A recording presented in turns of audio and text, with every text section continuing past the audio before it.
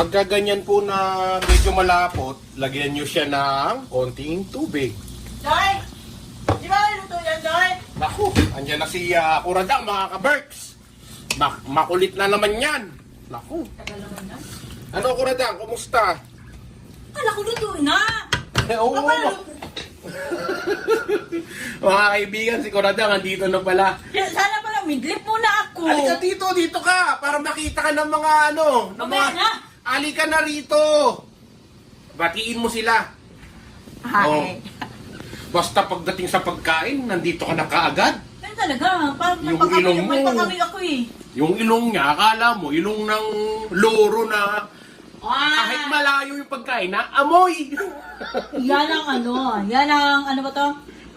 Oh, yung puto, kaluluto lang ng puto, nakadampot na kaagad siya.